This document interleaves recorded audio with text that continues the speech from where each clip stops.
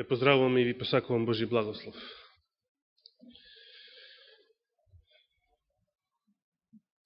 Пред 2 саботи зборувавме за Скопскиот земјотрес. Мијата сабота зборувавме за Првата светска војна. Денес што е наред? Крајот на Втората светска војна. Со темата под наслов Атомска бомба. Ова е една тема која што има многу што да не поучи денес, поточно да не подсети, бидејќи за ова и сме читали, и сме слушале, а повеќе мислам на некои духовни поуки, затоа денес нема да споменувам статистики. Не е битно колку луѓе загинале од фрлањето на првите атомски бомби пред 69 години во Хирошима и Нагасаки. Туку што тоа представуваше за светот и што тоа представува за нас. Да се подсетиме, светот, почнувајќи од таа година, сметаше дека влегол во некоја нова ера, бидејќи знаете до тогаш луѓето си ја делеле својата материјална историја на камено доба, на бронзено доба, бакарно, на железно, и железното трајало до 1945 година, а од тогаш наваму живееме во атомската ера. Така сте читале, така сте слушале, така би било проповедано и на училиште и секаде. Меѓутоа светот, ако не верува во Божјето Слово, ништо нема да научи од историјата. Луѓето обично ништо не учат од историјата. Обично, затоа историјата кај многу народи се повторува. Затоа историјата глобално во светот се повторува. Единствено од историјата можеме да учиме ако историјата ја следиме не само отпосле, бидејќи како што видевме мејатата сабота, кога историјата само отпосле се следи, лесно може да се биде заведен, бидејќи таа не е ништо друго, туку збир на човечки пропаганди. Туку ако ја следиме и однапред, односно ако ја следиме во светлината на библиските пророштва. Не знам колку денес сме будни и ги следиме настаните што се случуваат. Например, дали забележавте дека еден актуелен сегашен претседател на Соединетите Американски држави, значи на вториот звер, досега, откако беше дојден на власт, спроведуваше една политика која што беше изразито антихристијанска политика. Политика, значи, уште од сите овие така наречени арапска пролет, сите војни, значи, во Северна Африка и понатаму на кај Блискиот Исток, секаде каде што се рушеа до тогашни власти, на власт доаѓаат радикални исламисти кои што прогонуваат и убиваат христијани. И сите тие не се ништо друго, туку ученици и студенти на ЦИА. Своевремено читав токму во книгата, не се сеќавам дали тоа беше во книгата Ерусалим 2014 или во некоја друга, дека и исламската револуција во Иран 1979 година беше дело на ЦИА. Дали знаете зошто? Зошто ЦИА би донела на власт еден режим кој што ќе биде изразито антизападен, антиамерикански настроен и најважно од се е антиизраелски настроен. Затоа што во 1871 година 1871 година, еден од водечките масони Алберт Пайк, од 33 степен на италијанскиот масон, револуционер Джузепе Мацини, му пишува писмо, датирано 15. август 1871 година, го има и на интернет, може да го побарат, да ја прочитате подетално неговата содржина.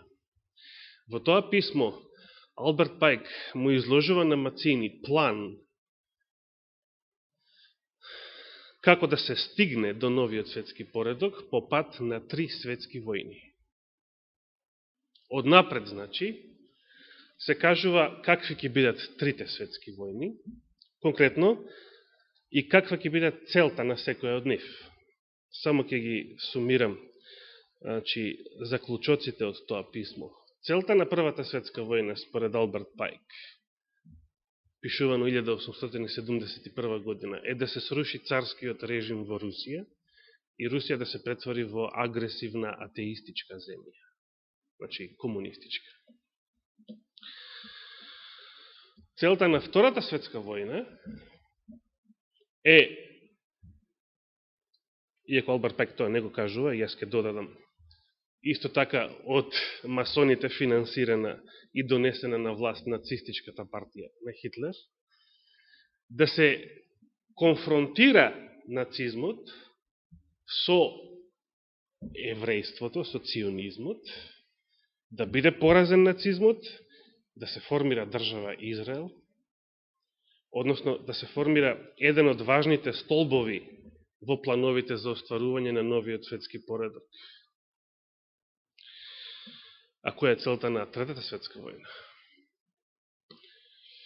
Нешто што одамна првиот звер се обидувал преку крстоносните војни да го стави под контрола, но никогаш трајно не успевал. А тоа е да се порази и да се стави под контрола целиот исламски свет. Значи, Третата светска војна, тие ја планираат како војна помеѓу ционизмот, како што се вели во писмото, или западниот свет, со се Израел, и исламскиот свет. И сега денес се поставува прашањето. Некои луѓе следам оваа седмица на разни дискусии. Се поставува прашањето. Зошто одеднаш американскиот претседател Обама наредува воена интервенција во Ирак против така наречената исламска држава? Кога досега тој немаше таква намера, барем јавно, според неговите јавни настапи и воопшто прокламираната политика на Стейт Департментот. Досега немаше таква намера. Некои велат, што е можно, а времето ќе покаже дали е точно, дека се работи за тајна, но сигурно решителна интервенција на Ватикан. Првиот звер му наредува на вториот. Дури ако вториот до сега не мислел тоа да го прави. Да започне војна против исламската држава, против самопрогласениот халифат во Северен Ирак. Дали знаете што одговорил деновиве поглаварот на тој халифат? Ги повикал сите муслимани да се борат против Рим, додека конечно не го освоиме Рим. Се поставя прашањето дали живееме во деновите, денес, кога треба да почне последната крстоносна војна. Кога треба да почнат да се исполнуваат пророштвата од Данијел 11 глава, 40 стих па натаму. Последните 5 стиха, кои што не се исполнети и кои што завршуваат со крајот, со Господовото второ доаѓање. Дали живееме на самиот крај на историјата на овој свет? Реков, времето ќе покаже, но наше е да ги следиме настаните, не само отпосле, како што тоа ќе ни го сервира режимската пропаганда на новиот светски поредок, и платените медиуми, туку да ги следиме и однапред, односно наше е будно да ја проучуваме Божјата реч, Господовите пророќства особено, книгите на Даниил и Откровение особено, и се разбира другите книги каде што има пророќства за последното време, за да ги препознаваме деновите, да го препознаеме времето во кое што живееме. Би сакал во контекст на кажаново сега малку да се вратиме на крајот на Втората светска војна и по трет пат да повторам дека од завршувањето на таа војна до денес не постоеше ниту една мирна година во овој свет. Скоро 70 години секаде, некаде се војува во секоја година. Интересно е што за некои држави Втората светска војна воопшто не е завршена до ден денес. Знаете ли дека помеѓу Русија и помеѓу Јапонија се уште не е склучен мировен договор од Втората светска војна до ден денес? Имаат еден спор околу така наречените Курилски острови на север од Јапонија, кои што Русија ги држи под своја власт. Јапонија претендира на нив, сака да ги присоедини кон себе, и заради тоа Втората светска војна помеѓу овие две држави се уште не е завршена. Се уште не е потпишан формално правно мировен договор помеѓу нив. Но тоа е помалку битно. Дали знаете како Соединетите американски држави го оправдува фрлањето на атомските бомби врз Јапонија, каде што пред се гинеше цивилно население? Се сеќавате кога мината сабота прочитав изјавата на Херман Геринг, вториот по ранг нацист во фашистичката империја, за тоа како државната пропаганда многу лесно може да го убеди народот, сопствениот народ, да појде во војна.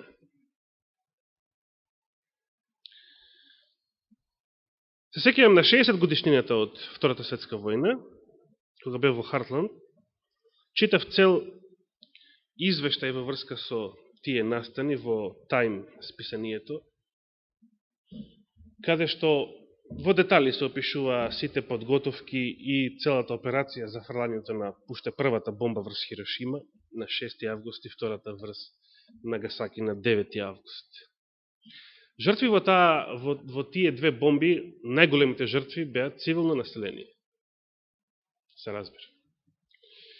Американците тоа го оправдуваа и се уште мнозина веруваат во таа пропаганда, дека фрлањето на атомските бомби беше неопходно за да се заврши војната што поскоро со Јапонија, бидејќи ако не беа фрлани бомбите, војната со јапонците можеше да трае до недоглед, затоа што јапонците се толку фанатизиран народ, што тие би се бориле до последен човек, до смрт.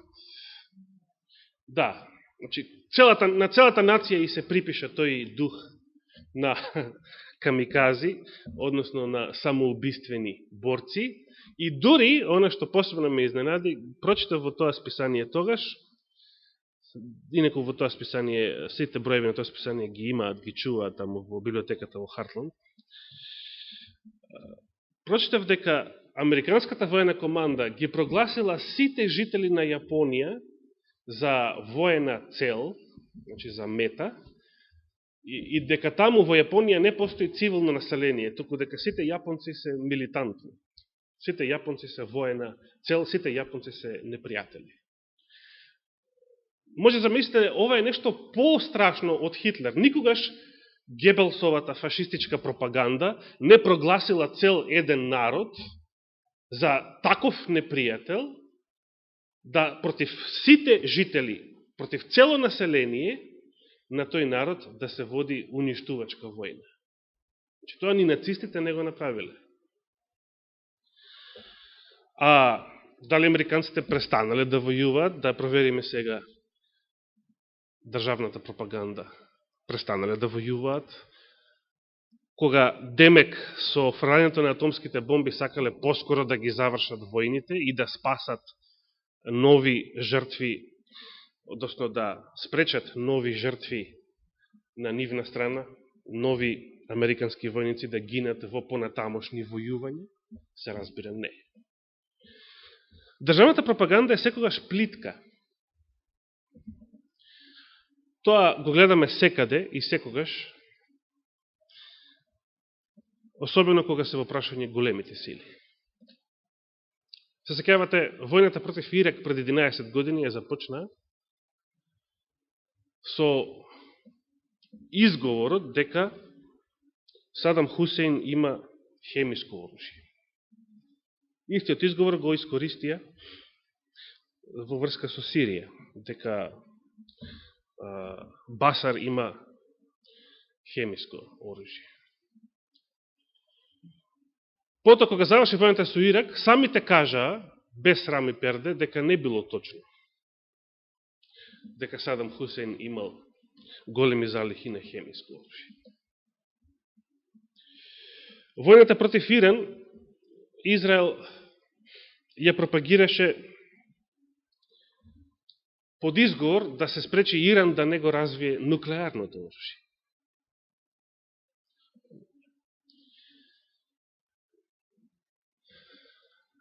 Колку Иран има нуклеарно оружје и нуклеарен потенцијал, дали 20%, дали 90% веќе, ние не можеме сега да кажеме, но едно е сигурно.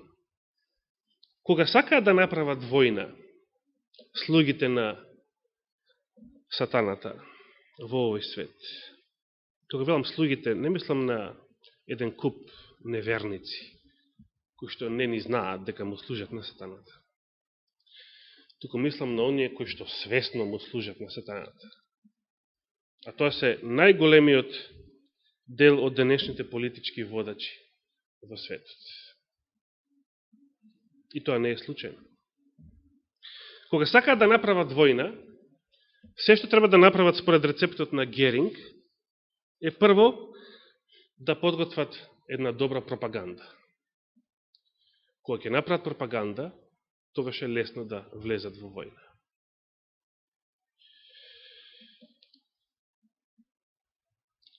Ќе прочитам само еден цитат во врска со овој аспект, кој што не успев да го прочитам мејатата сабота. Еден познат новинар од 1952 година за време на Кореанската војна, Америка веднаш се пушти во разни војни по завршувањето на втората, која што наводно сакаше што поскоро да ја заврши, за да не гинат повеќе американски војници во светот. Колку е тоа имбецилно, колку е тоа идиотски и трагикомично, односно ќе беше комично да не беше трагично, во светлината на сета историја од тогаш наваму за овие 70 години. Внимавајте што вели Роберт Милер, дописник на Обединетиот печат на Соединетите Американски држави и известувач од Корејската војна 1952 година. Вели, постојат некои факти во врска со војната во Кореја, што издавачите и уредниците ги печатеа, а кои што беа чиста измислица. Мнозина од нас кои што ги испраќавме овие извештаи, знаевме дека се тие лажни, но моравме да ги напишеме, бидејќи тие беа официјални соопштенија од воените власти, од генералштабот, а беа издавани за објавување, иако луѓето кои што биле одговорни за тие соопштенија, знаеле дека се невистинити. Во светлината на овие зборови од далечната 1952 година, тогашната војна која што Америка ја водеше во Кореја, колку можете денес да им верувате на медиумите кога известуваат за разни настани од денешните случувања по светот? Но сега да го обрнеме нешто внимание на нешто поважно.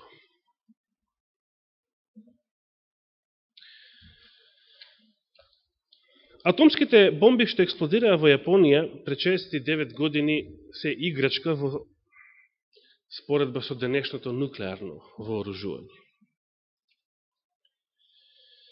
Меѓутоа, и тие бомби тогашни,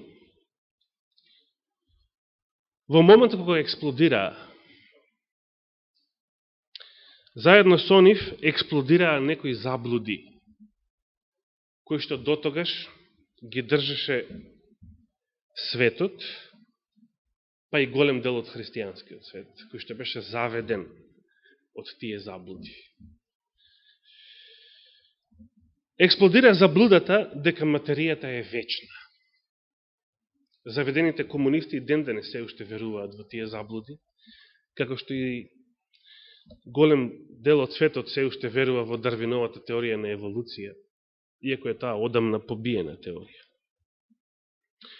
Луѓето едноставно кога сакаат да веруваат во лага, тие продолжуваат да веруваат без оглед на фактите.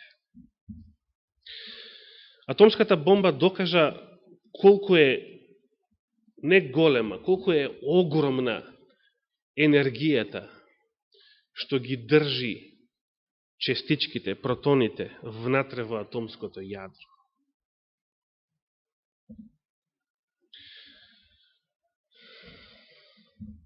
И тоа, кога експлодира една атомска бомба, тоа е една ограничена количина, многу ограничен материјал.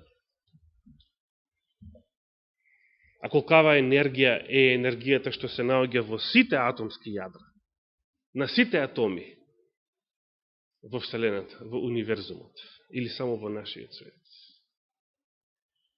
Кога таа енергија би била ослободена, колку тоа би било големо, разорно, уништувачко.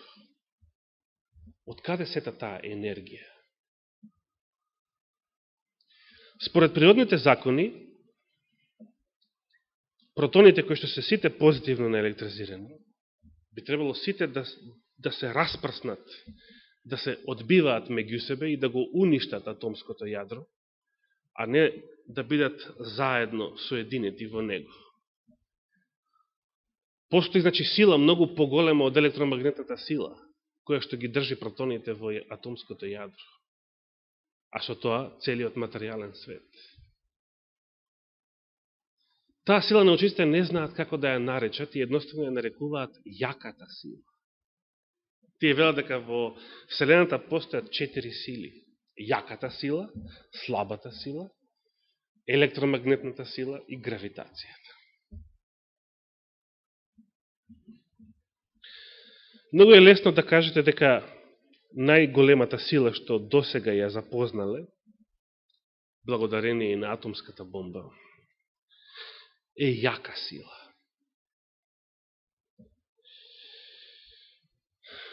Само да ја наречете јака сила. А да не сакате да признаете дека е тоа господовата сила, која што тоа го прави наспроти сите досегашни научни закони. Да прочитаме еден текст во Колосјаните, првата глава. Послание на апостол Павле до Колосјаните, првата глава.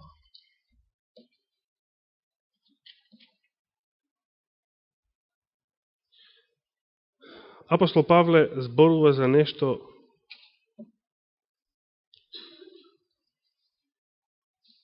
што може би е само на ова место кажано во целото Свето писмо,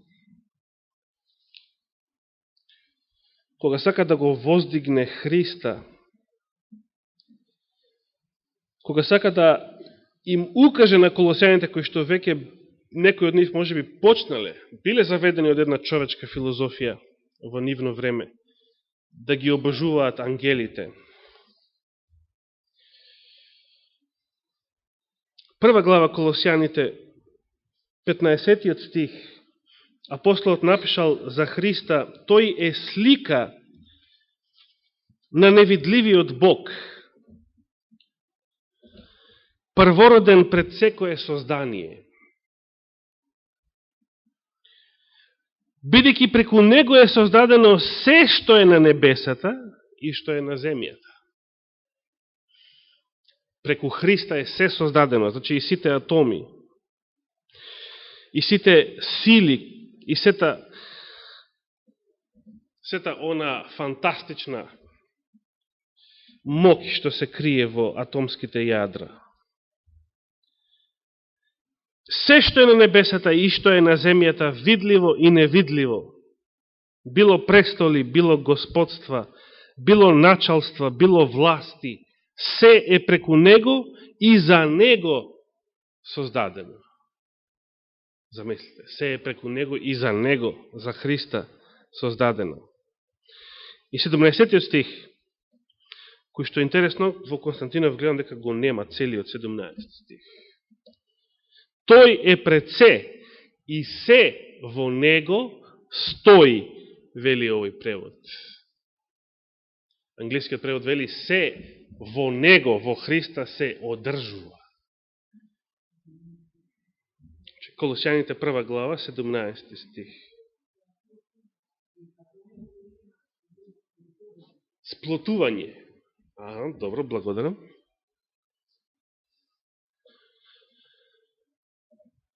Интересно.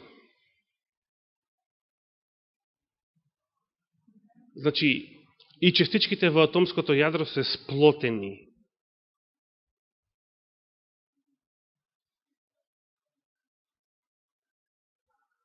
Научниците велат со така наречената јака сила.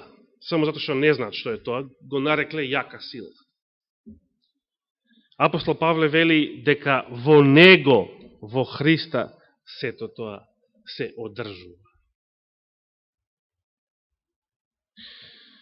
Материјата не е вечна. Атомската бомба ја експлодира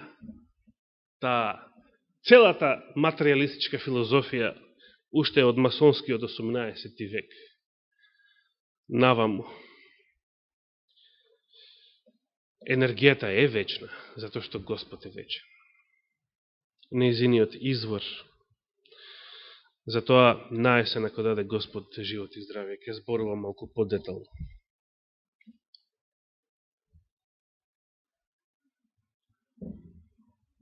Се во Христа се одржува.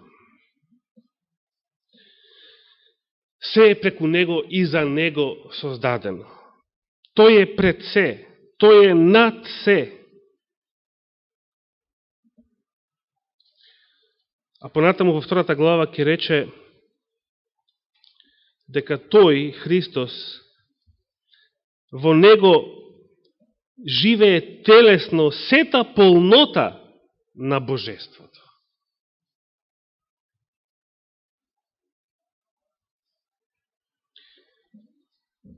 Апостол Павле не штеди зборови за да го воздигне Христа над секоја власт, над секоја сила што постои во универзумот. А се разбира, човечките, земските власти на оваа планета се ништо, прав и пепел во споредба со овие престоли, господства, ангели, архангели, кои што се создадени на небесата, во споредба со небесната хиерархија, со преславните херувими, серафими, и сите оние суштества кои што апостол Јован во Откровението не знае ни да ги нарече со некое земско име, туку едноставно вели 4 живи суштества. Ние многу малку знаеме од сето она што постои, од сето она што е создадено. А и Библијата само многу малку ни открива, многу малку ни го отвора тој прозорец да дзирнеме малку повеќе, малку надвор и од нашиот свет. Многу малку знаеме и за нашиот свет, бидејќи сето она што се знае е многу малку во однос на сето она што се уште не е откриено. Но едно е сигурно. Ако веруваме дека Христос е создателот на сето тоа, дека се во Него стои и се одржува, тогаш и ние можеме да се одржиме во Него во ова последно време. Тогаш нема да се плашиме ни од војни, ни од неволи, ни од страдања, ни од глад, ни од смрт, затоа што Христос воскреснал од мртвите. Затоа што тој ја победил и смртта. Затоа што тој го победил и времето. Затоа што тој ги скршил сите окови, сите синџири кои што го врзуваат грешниот свет, грешниот човек.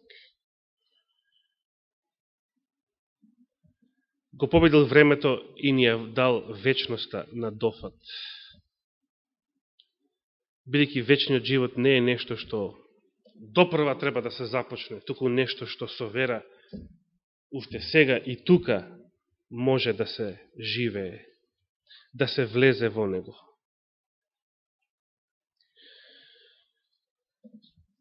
Дали навистина живееме во времето кога треба да се исполнат последните 5 стиха од Данијел 11 глава?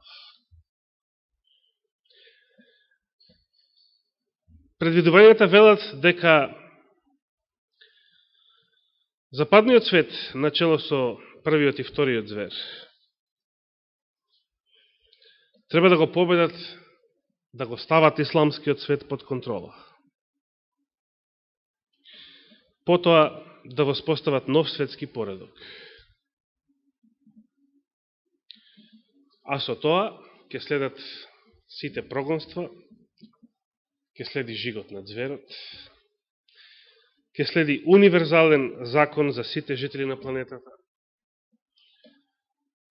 Не е битно со која и каква технологија, дали со чипови под кожа или поинаку, дали тоа ќе биде на чело или на рака, тоа е помалку битно. Битно е дали во духовен смисол ќе го примиме жигот на зверот или Божиот печат на нашите чела. А жигот може да се прими и на рака, значи, ако со умот не се согласуваме и знаеме дека е жиг на зверот, но од страф и од компромис може да се прими жигот на зверот. Не само од лично убедување, и од страф и од компромис. Затоа тој се прима и врз чело и врз десната рака. А Божиот печат се прима само врз чело. Бидејќи само ако умот ни е посветен од Светиот Дух и целиот живот, сите намери, побуди, сите дела, мисли, зборови ќе ни бидат посветени. Ако изворот е чист и сето останато ќе биде чисто. Нека Господ ни даде во овие последни денови, во кои што веќе гинат и страдаат илјадници, стотици илјади христијани, не само на Блискиот Исток. И тоа првенство многу лесно може да дојде кај нас во многу поскоро време, отколку што мислиме и се надеваме. Да ни даде таа вера и тој дух, да и ние обстоиме, да и ние се одржиме, да и ние се сплотиме во Христа и да обстанеме за време на големите неволи и да влеземе заедно со Него во градот низ портите. Нека му е фала и слава вечно. Амин.